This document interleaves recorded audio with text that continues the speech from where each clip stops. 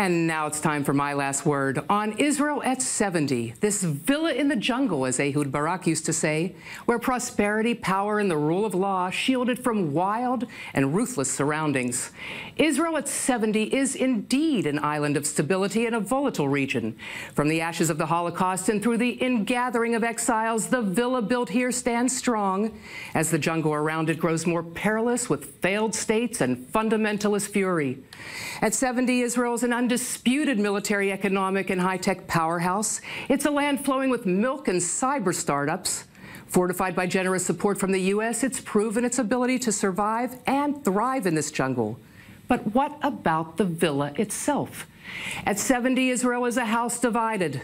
The foundation upon which it was built, of equality, social justice, freedom of expression, and a genuine quest for peace, is crumbling.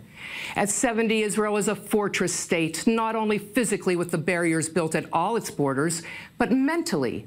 After decades of avoidable wars, Israel has reverted to a collection of camps ruled by the tyranny of a slim and increasingly messianic majority. The collective purpose that inspired and fueled the founding of the state has eroded. You can sense it today on the streets. Years ago, cars were much less plentiful and a lot more modest, yet they all sported the Star of David flags prior to Independence Day. Today, at least in the big cities where Israel's disparate camps converge, families have multiple cars, but few bother to fly those flags on their luxury vehicles. At 70, Israel is driven by the politics of fear. Peace, hell, even coexistence with the Palestinians in our midst has become a fringe issue.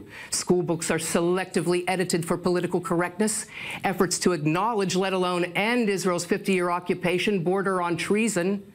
In today's Israel, Saudi Arabia and other autocratic states that share the threat from Iran are friends, while journalists, jurists, educators, even retired generals and reservists who fail to toe the government's hard line are enemies of the state.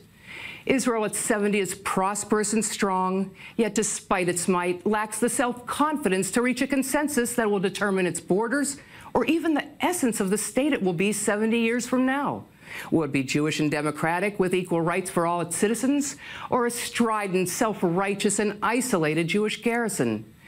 The good news is that sparks of solidarity and civic pride still remain, and it's not too late to vector them into a more tolerant, cohesive, and glorious villa capable through strength and the justness of its cause to endure in the wild jungle around. And that's my last word.